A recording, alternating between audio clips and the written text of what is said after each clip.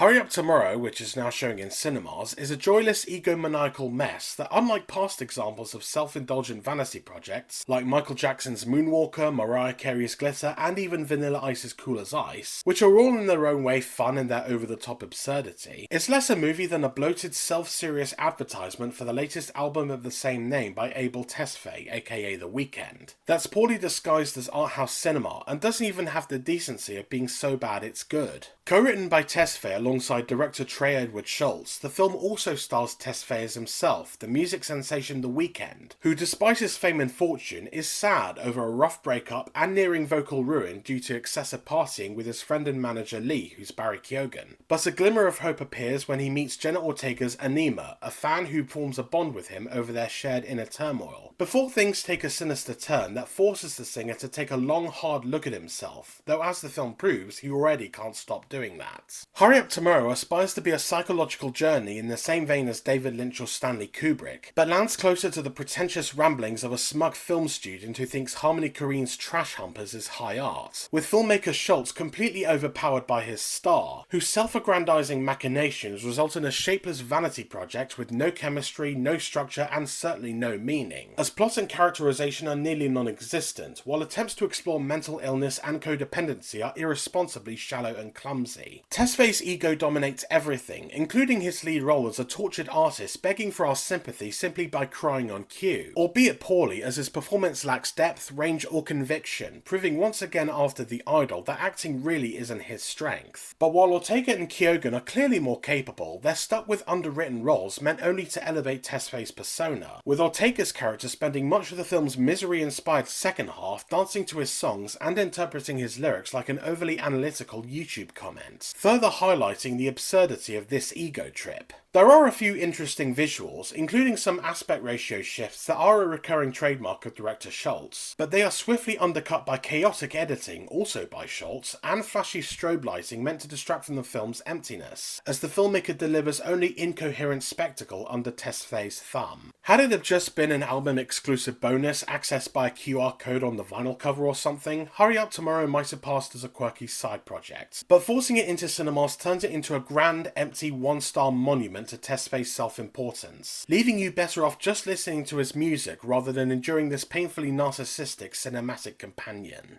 Visit the Film Feeder website to read my more detailed review, but for now, thanks for watching, please like and subscribe for more reviews, and I'll see you next time.